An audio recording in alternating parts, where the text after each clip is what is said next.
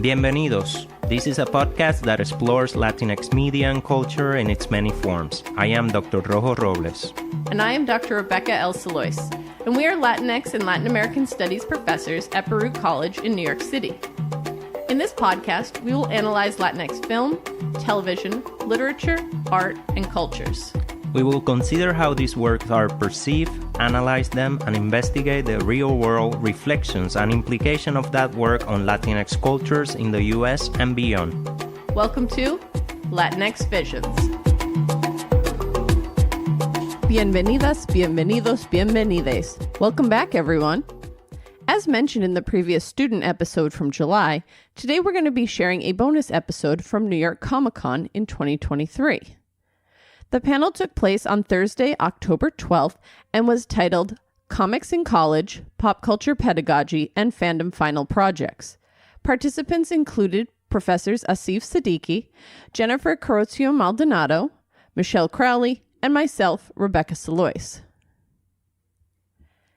In today's world, it's important to expand the idea of what college-level pedagogy can look like. In this panel, we discuss some of the many ways that we, as professors, have approached teaching humanities and social science courses using comics, pop culture, and fandom. We share pedagogical approaches and assignment ideas that allow students to demonstrate their knowledge of a given subject while appealing to their, and our own, nerdy interests. What follows is our panel discussion from that day in October, along with a brief Q&A from the audience. I have re-recorded the questions asked by the audience due to lack of audience microphone and poor audio quality of the original questions. There will be a link in the show notes to this episode so you can check out the slides that we presented that day and connect with any of the panelists. Thank you to all the panelists, and a special thanks to New York Comic Con and the New York Public Library for seeing the value in our proposal and inviting us to speak that day. Please enjoy this pedagogical episode, and Rojo and I will be back in September with new episodes for the 7th season of Latinx Visions, which will center around speculative narratives.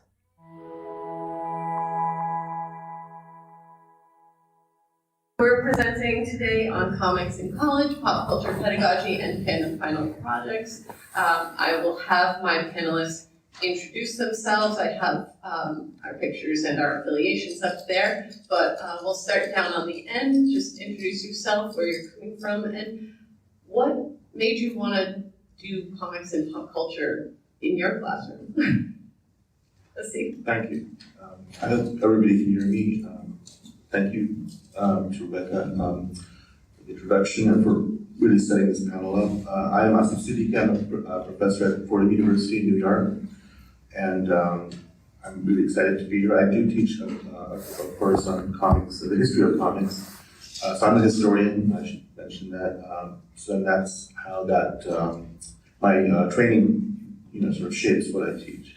How did I get into this? It's as a fan, really, sort of. I mean, I was a comic book reader as a kid, and of course, as you grow older, you start to look at comics in a very different way. You still enjoy them, but you start to maybe discern other things in them, maybe some deeper truths or something like that. So that's really how I got to this. Hi everyone, thanks so much for coming. My name is Jennifer Caroccio Maldonado, and I teach at Baruch College, CUNY, in English, and then also some Black and Latinx studies courses. And I got into comics, teaching specifically, because I got to read some really great graphic memoirs in undergrad, and I was just blown away with the fact that it's like, oh, we can actually read these things in college. And so I actually ended up doing my dissertation on Latinx graphic memoirs and comic biographies, and pretty much all of my courses I try to have at least one comic or graphic narrative in some form, and I find students are really interested. Either they're coming because they're fans, or they're realizing, oh, this is something that can be for me. And so that's been really important to make sure all of my students, no matter what they look like and where they come from, know that comics can be for them. Hello everyone, thank you for coming out today. My name is Michelle Crowley. I am a professor of communication studies at Gateway Community and Technical College, all the way from Kentucky. And I'm a little bit of the odd duck on this panel because I don't use comics specifically, but most of my classes are very heavily fandom based. And so we will bring in comics from time to time and use that in order to either give some more of like a background to the assignment or maybe give it some more cultural relevancy. But really what got me into fandom studies and such was 1994, and I turned on television and I happened to find the Power Rangers. And ever since then, I have been ears deep in all sorts of things fandom, and I've been very fortunate that I've been able to work for some wonderful places that have been able to kind of allow me to play around with my curriculum, and I'm hoping that I can impart a little bit of that knowledge today. All right, thank you. Yes, and I'm Rebecca Salois. I'm a professor of Black and Latino Studies at Baruch College, CUNY as well. Taught in the English department before, so we kind of crossed paths there, Jennifer and I. And I really got into comics and pop culture stuff very recently. I never thought of myself as a fan of anything in particular when I was a kid. I just read, I played, whatever. It didn't cross my mind. I didn't have words for it. And I really only started reading comics after coming to Comic-Con and like little by little picked up on it. So I'm a newcomer to comics, but I really like being able to connect the pop culture and comic stuff that I do or that I enjoy with the formal work that I'm sort of expected to teach. So I'll be talking about blending those two together. So we are going to start with Asif, and go ahead. There you are. Thanks. So recently I've been teaching a class on the history of comics, as I mentioned, and the course is on the history of comic, the genre, the idiom of comic books in the 20th century. It's largely focused on the superhero genre, but sometimes I mix it up. Recently I've been doing the superhero genre in particular. The course is very much grounded in history, and so one way in which we ground it in history is to really look at the history of the comic book industry. We start, in the 1930s and so forth, although we trace certain themes and tropes back even further into time. But we start with the 1930s with DC Comics, Batman, Superman, and that sort of thing, and then move into the Silver Age in the 60s. But all of it is grounded in American and world history, really. Everything that happens is somehow rooted in what's going on. And so it's a conversation between the history of comics and the history of this country, really. And so that's how I sort of structure the course. It's not just on discerning or looking at the text and the images and trying to find some themes, which is part of the course, but it's how to connect that to what's going on beyond it. And every time I also teach the course, I have a particular theme. Recently I've been doing something, which very loosely I call politics. But politics is a very general word. What I mean by politics is that I think about some sort of social commentary, if you will, or how do comics reflect changes in American society, very broadly, social movement, social difference, traumatic shifts in history, and so forth. And it's an interesting sort of structure for the course because you also get students who want sort of think through what does politics mean in comic books. Some people say, well, we shouldn't really talk about politics in comics. I don't like that stuff. I want to read comic books for other reasons, and that's fine. But we also sort of interrogate through what do we mean. Is the absence of politics itself a kind of position to take? And so I think those kinds of things have been very interesting for us to work through in the history in this course. So as you see, you might recognize the cover of this. This is a very historic cover from 1971, a Green Lantern, Green Arrow issue in which the authors Dennis O'Neil and Neil Adams sort of confronted issues of drug use, and which was at the forefront of a national conversation at the time. It's sort of ham-fisted, a little heavy-handed, but it's a struggle. It was a way for the superhero genre to engage in something that they thought was connected to more harder social issues. And so, this is sort of an example of what I'm doing, but one of the things I do with it, as I mentioned, students have a final project which we called History Through/From Comics. And what that means is we talk through not only how comic books have reflected historical events the last, let's say, 60, 70, 80 years, but also how comic books themselves might, in fact, be shaping our preconceptions and thoughts and prejudices in some way, because we're also consumers of comic books. I can speak for myself. I learned a lot of what the real world was about through comic books because I saw people, what they were doing, and sometimes, you sort of learn a lot of subtext from comic books without it being explicit. So I think we also work through what comic books might mean in terms of shaping people's opinions. It's not just a one-way street. So it's like a co-production, if you will. Some of the analytical themes we think of, some of the projects that I've had have been very, very interesting and smart. I've had students tracking change over time for a particular topic. How was this topic addressed in the 60s? How was it addressed in the 70s, 80s, and so forth? Which has been very interesting to see how certain topics, sort of move into the public discourse. Use of language, certain forms, certain terms, which were acceptable in the 60s and 70s are no longer acceptable. And so those kinds of things are also useful to track because language tells us something about our conceptions about racial or ethnic or economic difference, for example. I also had a paper on text versus subtext. By that I mean sometimes comic books historically have implied something. There's a subtext in it, and this is especially true of, for example, depictions of queer characters, which are subtext for a long time, which were subtext, at least in the 1980s, and then become much more explicit, become text in the 1990s. There's examples of characters like North Star in Alpha Flight and so forth, and Iceman in the X-Men. A lot of X-Men stuff is interesting here. Real-world events, World War II is an obvious one, but also more recent events like 9/11 or things like that are also very much present in the superhero genre comic books. I've had a lot of interesting research on that. There's also the issue of lag, and by that I mean I had a paper which was about do comic books lag in terms of depicting and confronting and talking about social questions?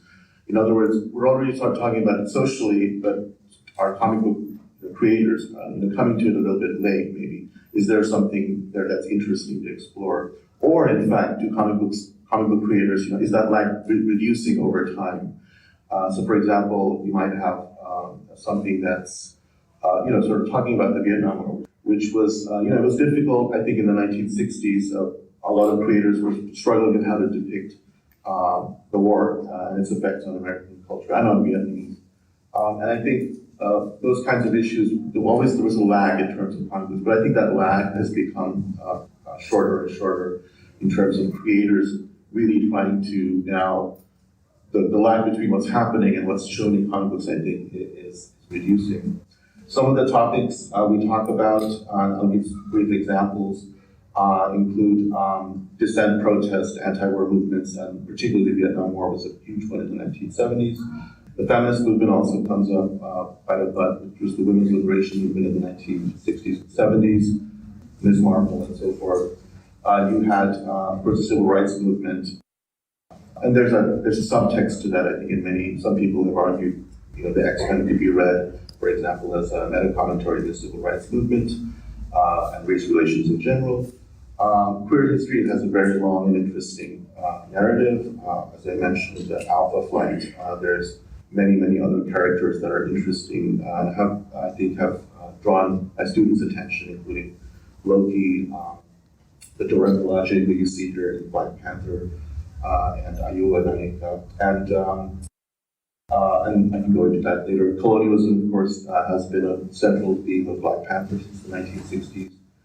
Criminality, I put that out there. I had a student do a paper on The Dark Knight, Frank Miller stuff, and Daredevil in the 1980s, and how, what do we think of socially and the solution to crime is? Or is crime overblown, for example? Those kinds of issues. Are vigilantism an appropriate response socially? And which ties into the issue of fascism, because some have argued whether somebody like Batman might be somewhat sort of bordering on fascism in terms of certain themes and tropes evident under Miller's writing.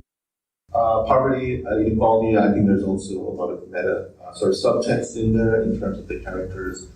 Peter Parker is a great example in terms of his sort of location in New York society, living in Queens. And here are just three panels from Spider-Man. One from 1966 on the left, and 1969 on the right. The bottom is 1972. It's hard to see what's going on, but I can sort of explain it. The first panel from 66 on the left, yeah, that's really, that's by Steve Ditko, and so there's a kind of, Peter Parker is confronted with a bunch of protesters, student protesters on a campus, and he really condemns them, and he's like, what are you guys doing, and this is stupid, and the protesters are presented as utterly vacuous, and they don't even have a cause, they just want to be out there, rob around. The second panel in 69 is a little more generous to the protesters. We get into, I think this was Jerry Conway. It's still a little bit, Peter still doesn't engage in the protest, like he doesn't join them, but he doesn't condemn them. He sort of, there's a kind of distance, but it is a bit more generous. And then finally, the last panel in 1970, and this is all about the Vietnam War. In 1972, we have a very explicit acknowledgement of the costs. Flash Thompson, Peter Parker's friend, comes back with PTSD, and that's actually sort of worked through quite a bit in the issue. But there's also a little subplot in terms of what's happening in Vietnam and to the Vietnamese and all the different sort of gray areas of the war, so to speak. So I think that's an interesting trajectory, a shift in the discussion that's happening in a very short period of time in comic books. And so one might imagine that this is a really, I think, a great example of how comic books are shifting their discourse as things are changing. So I'm going to stop here and So I wanted to talk a little bit about some of the comics and assignments that I've used over the years in my courses. And the first one is a writing in the writing classroom, specifically a research-based course. And for this course, I used Joel Christian Gill's Strange Fruit, which focused on the lesser-known history of African Americans in the United States. And what I wanted students to see is the way that comic creators specifically can use the forum to work through research and through history, telling stories and biographies that aren't as well known, and how they deal with sources. So we looked a lot at the bibliography that Gill used and the way that he crafted the narrative. And another thing that I had them do specifically toward the end, once they were done with their research papers, is I had them do a reflection, but through the use of a multimodal assignment. And so I had them think about, what was significant in the research that they found and how they were trying to communicate it to the audience. And they were able to use any kind of visual, audio, any combination to tell that story. So I wanted them to really reflect on their journey as a researcher. And one of my students just did this just amazing comic specifically about his research process. And so here, a panel, he's sitting down, they're sitting down at a laptop, and they have these documents called the outline that they actually wrote for the research project, journal articles, so the research they used, and then the rubric and information that I gave them for the assignment. And they had then these little light bulbs for their peer ideas. They were also in research groups as well. And so he has lines from those documents going to his head.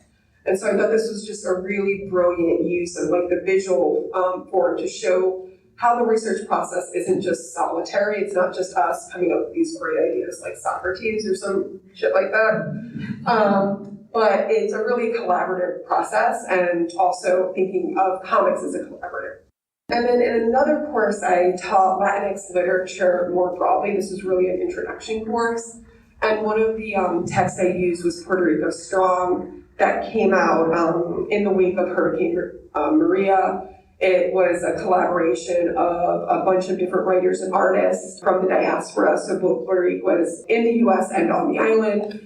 And it was just a really great collaboration showing just the wealth of Puerto Rican history and culture in comic form, artists and writers told historical narrative fictions. There were more superhero-based, more memoir-based, more historical-based comics as well. And what I really found with the students, they were really interested in the lesser-known history, particularly in one comic about the sterilization of Puerto Rican women on the island, known as the Africa Shun. And they were rightfully outraged. And so it was a great opportunity for them to see how literature and how comics can tell those stories, can shed light on those histories, but do so in a way that isn't, just, knocking us over the head. It's very, so much explicit. And I really thought it was great for them to also kind of be confronted too with that history and, the oppression that people are still facing, but then think about then how literature can be a vehicle to both reflect that, but then talk back to it, to challenge it as well. So it's not just comics or literature more generally as this, and I think as my panelists already mentioned, doing something similar, both reflect and shape our historical understanding. And so it was really great to see students work through their understanding of that history and sit with those discomforts and really, challenge the ideas that we've all grown up with. And then this last course that I'm actually currently teaching is an American literature course. It's a survey course focusing on literature from the Civil War to the present. And I'm assigning Citizen 13660 by Ine Okubo, which is one of the first graphic memoirs in the US, which is amazing just to have this primary source, this document. And so Okubo, unfortunately, was writing about her and her family's experience during Japanese internment during World War II. She had very little possessions able to take with her when she was forcibly removed to these internment camps. And so she took daily drawings of life in these internment camps. And then it was collated, combined and published in this larger book form. And so what I want students, when reading this, is to think about particularly citizenship within, the formation of the United States as this larger cultural force, but then thinking about how citizenship is a really tenuous, fragile thing when it comes to people of color in the United States, particularly Japanese and Asian Americans in this case, and how little that can mean, how that can be taken away in the blink of an eye, and dealing with how American literature as this larger format is being created and reflects our cultural norms, but also how it reflects the white supremacy, patriarchy, heterarchy, and all the other isms in the country. And so thinking about then how the comics form as a piece of literature both reflects that, but helps us to understand our current day. So always having students bring back everything that we've read to the present day situation and understanding that this isn't anything new. This continues unfortunately to happen across the world of genocide and colonization, both within the United States, but more broadly, and the way that comics have always been there to talk back to it, to show us what's going on. And I think it's really important, particularly that my students, who are many first-generation immigrant students, need to see also themselves reflected in those comics, because I know for me, for a really long time, I didn't consider myself, a comics fan or anything like that, just because it was just predominantly white male superheroes, and I'm like, okay, that's great, but that's not, and then finally we have some kind of, opportunity to, expand our horizon, expand our world, and see that, whether it's within the fandom or the larger comics more broadly, that there's so many more stories. And so it's been really important for me as an educator to make sure my students see both that history, both where they come from and that they're unfamiliar with, but to be reflected in the things that we read, and to question those issues of occupation and colonization and genocide within the literature. We're seeing how the literature is very much grounded within our current day situation and more historically. And so it's just been a wonderful opportunity as an educator to just always find different texts to assign and different assignments, and just really be in there with students. We actually getting like one-on-one with, you actually see like kind of fans start to like, their fan like identity start in the classroom when they're like, okay, I only read, we just read a few of the stories in Strange Fruit, for example, but then I had students tell me afterward, oh, I read the whole thing. And I was like, wait, you read more than I assigned? Beats still my heart. So it's just been a really great opportunity. So thanks so much. Hello, everyone. So, like I said in my introduction, I come from a little bit of a different approach when it comes to popular culture. And I'm fortunate enough that I'm able to teach popular culture as a discipline. And so throughout my career, I've taught a handful of different classes within the pop culture realm, but then I also will use pop culture references in my other general education classes as well. So we'll cover both of those. And when we're looking at popular culture as a discipline, I often have students sign up for that class and they come in the first day and they're expecting to learn about Andy Warhol and some comics and maybe watch a movie or two. But really, in something that I drive home from the very first day is that pop culture matters. Pop culture is not just the fluff, it's not just the stuff that you watch or that you mindlessly scroll through. Like, it really is something that we all share with, and it's something that we all relate to, and it's one way that really it leads to a more global communication. So, starting off from saying, this stuff matters, and then taking it from kind of the general overview, then we start looking at the visual parts of popular culture. And we're focusing, or rather with a deeper focus on the cultural ideologies and the American way of thought that drives what is popular and what becomes popular. And so really breaking down those American ideologies, where they came from, why they're still around. And as the other panelists have said, all this stuff is reiterated through history. So popular culture reflects, but it also alters how we see the world around us. And the best place in order to, for all of the content creators and writers to get new material, they turn on the news. And so part of the class, we're looking at, if we take, let's say, the era right after 9/11. And so I would send the students out and say, all right, I need you to find a TV show, a movie, a comic, music that was produced from 2002 up until 2006. And given a criteria of, here is the post 9/11 world, I want you to tie these two together. And I teach mostly first year college students, and so 17, 18 years old. And for most part, they were not alive, especially as we get further on to this. I know, right? It hurts, doesn't it? I can't even make Matrix references anymore. Like, nobody gets it. So sending them out to these historical things. I'm just using the terms that they say to me, and I'm just like, I'm not even that old. And then after they bring back something that was produced during that time, and then determining, all right, so what part of the 9/11 discourse or post 9/11 discourse, what is present there?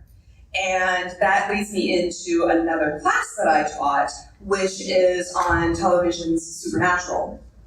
And I'm not sure if you have heard of the show.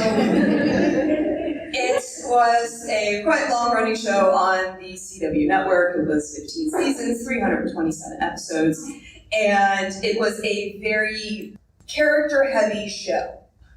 And the first 5 seasons, which was the class was called The Unnatural Nature of Supernatural.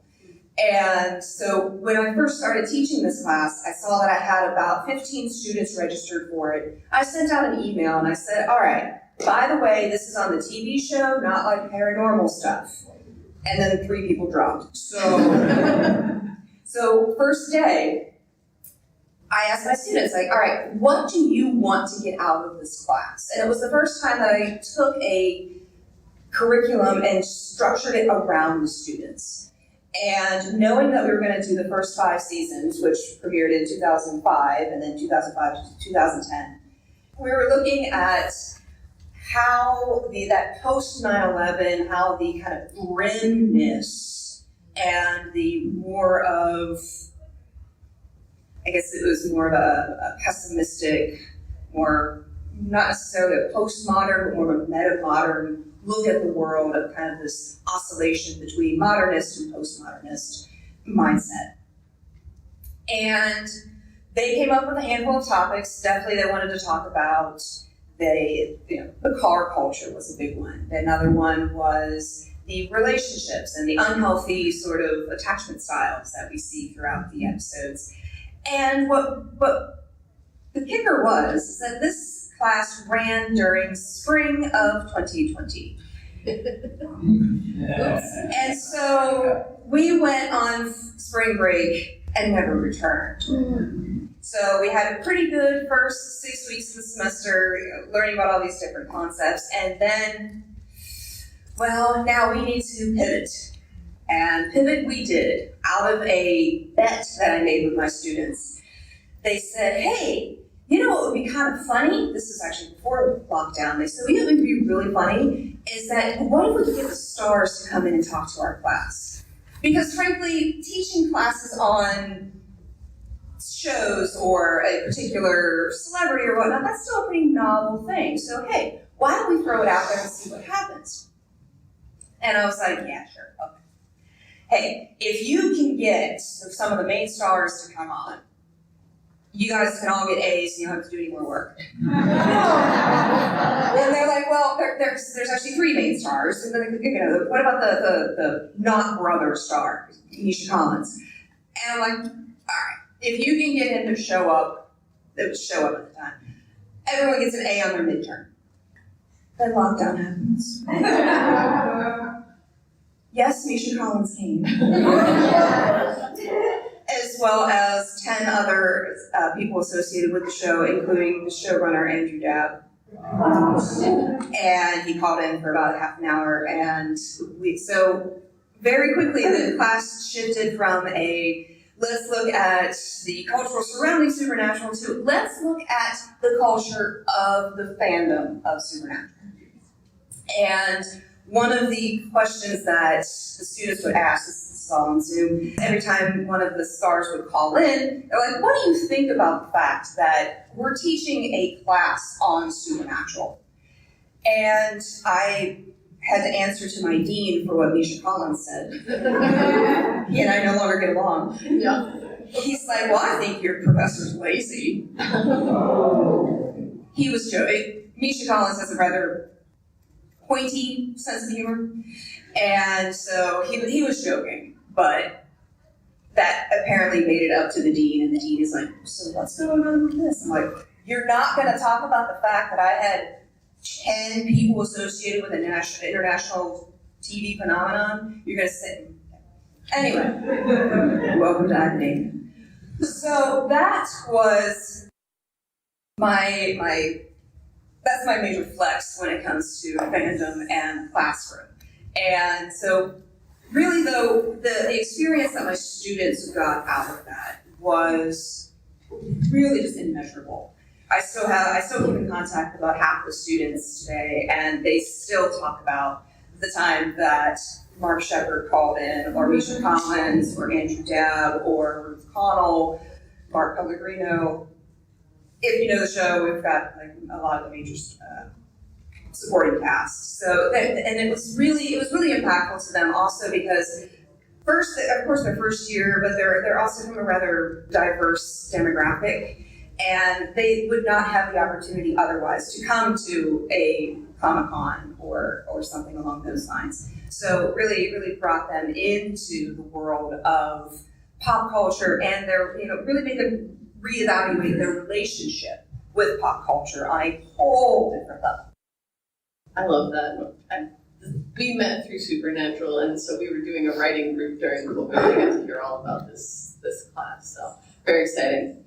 All right, so I'm going to talk about my Latin American and Latino Studies classes that I teach at Baruch. And I teach one is, for anyone who's familiar with CUNY, it's considered a pathways course. It's basically like a gen ed option that they have.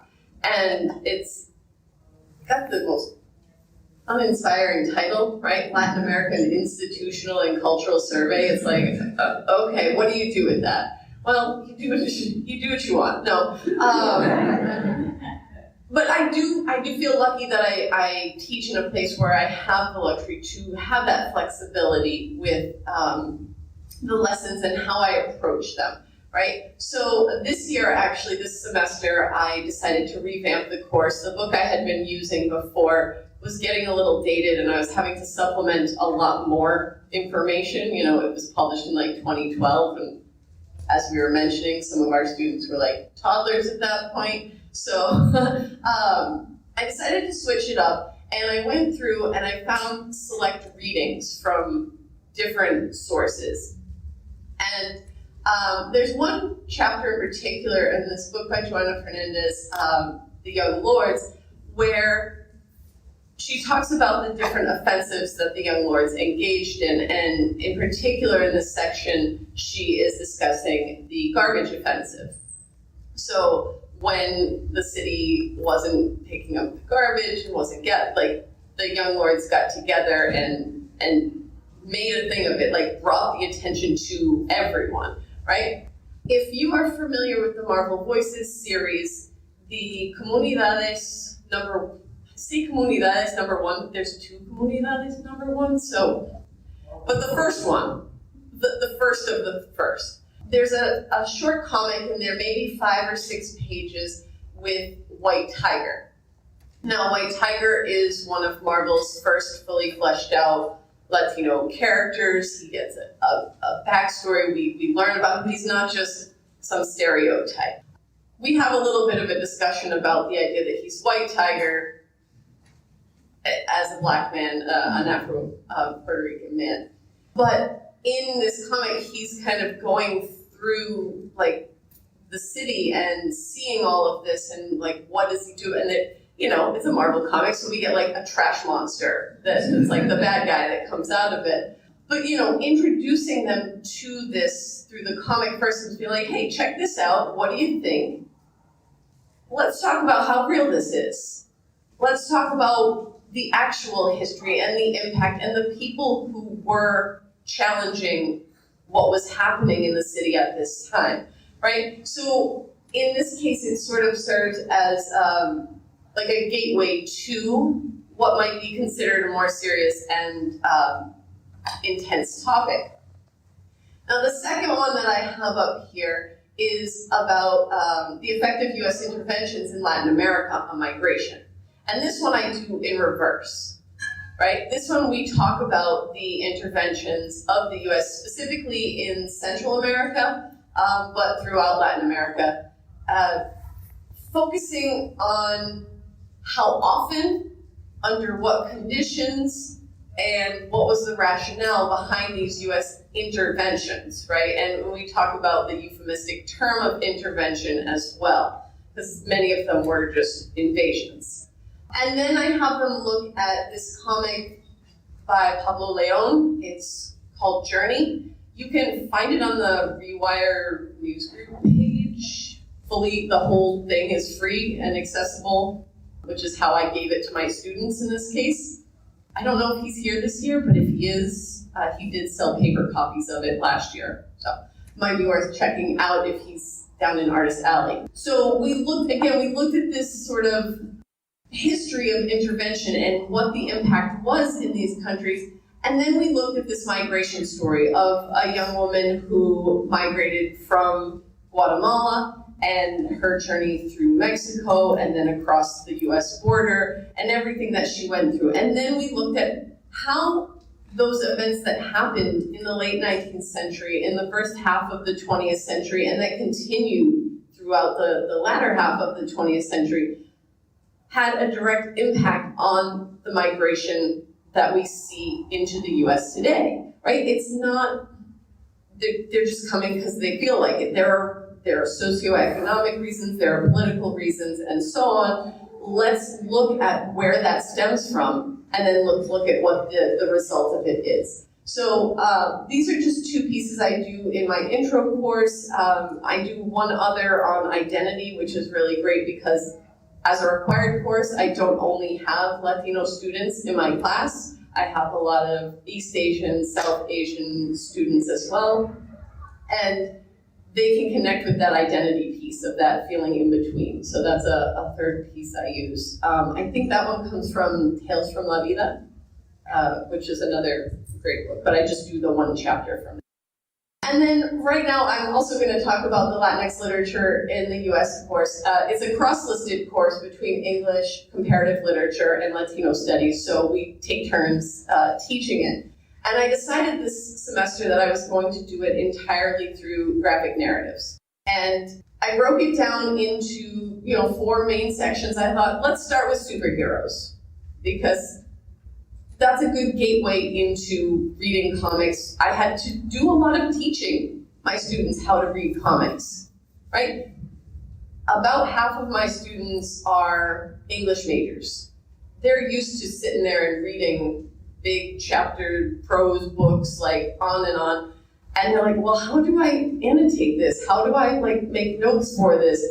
What do all these things mean? So we broke down the pieces of the comics, talked about the different kind of text boxes, talked about the panel shape, size, formation, thank you, the gunners, all of that as kind of a gateway into how to read comics. Now, we looked particularly at America Chavez, Volume 1, and Reptile, which I am partial to because I feel like Reptile doesn't get enough love. I mean, he's part dinosaur, that's pretty awesome.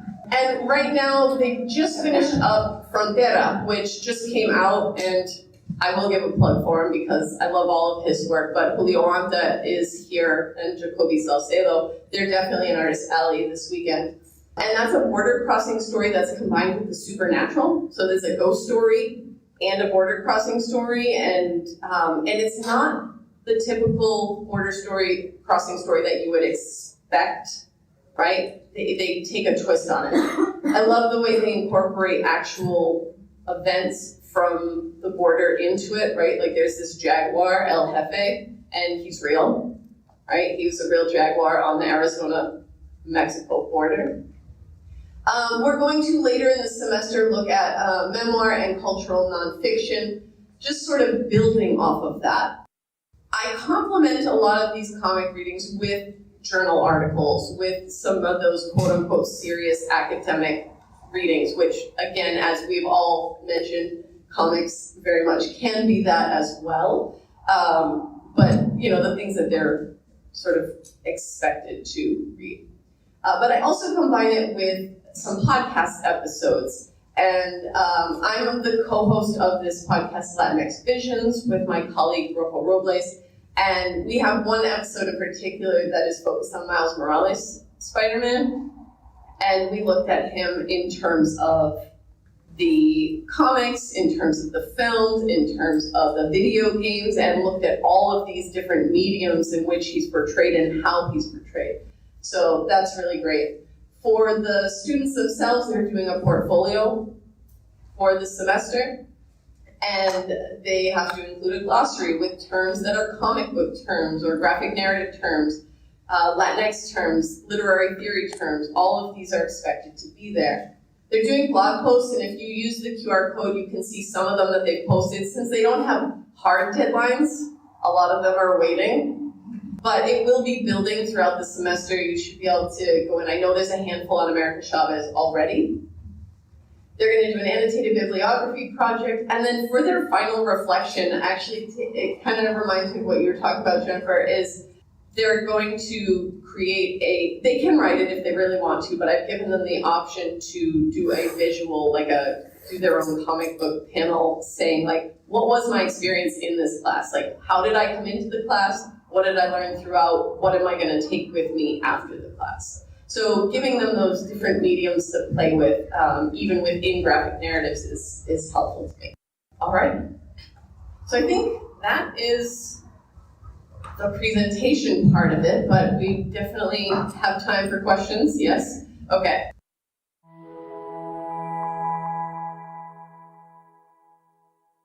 Is it possible that we can get a copy of the presentation slides from today? So I think we're recording the audio, yes, for the main panel segment, and what I can do is put these on like a Google Slides platform and put a link in that episode.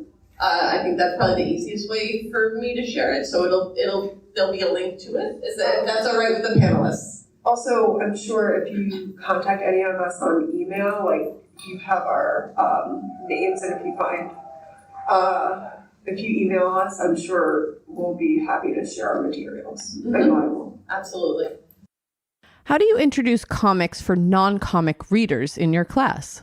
Yeah, so what I'll do is I'll do like a short lecture with visuals and just actually lay out like this is what a comic page looks like. So point out what the frame is, the gutter, narration, speech bubbles, all that like terminology. I'll give them examples.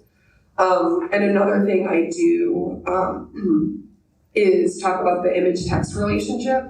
And so the three that I've identified that I like them to look at is like how the text image complement each other. So how, when you put them together, they are synthesized to make a whole new message that you wouldn't understand otherwise. One is how they contradict each other. So often that's a lot of times when we'll see like humor being used when like the narration says one thing, but it's clearly being depicted in the visuals something completely different. And so how like irony and humor are used. And then the other is like supplemental, just kind of how it's like adding onto it or like reiterating it. And so that's how I started out, is just kind of making sure they understand what the visuals, like what they're looking at on the page, and then really focusing on the text image relationship. I will say that on the QR code that I gave you, there is one page on that site that has the slides I've used. Now the slides I use are more like question, discussion, provoking type slides than like really detailed, but you can kind of get a rough idea of the things I've used. So if you contact me, I'm happy to share my like PowerPoints on how to read comics. How do you as professors combat the perspective often upheld in academia that pop culture and comics don't always hold the most academic or serious connotations, particularly in terms of getting courses approved by curriculum, getting tenure, etc.? What advice do you have for junior faculty who want to do this type of research but are concerned about how it will affect their career? I mean, I would say I'm very lucky to be in a department where that sort of thing is supported. But one of the things that you noticed that I think Jennifer and I both mentioned was we taught these comics through like a course that was already established, right? Like Latinx literature in the US is a course that is on the books. And so everyone can teach it according to their own knowledge and experience.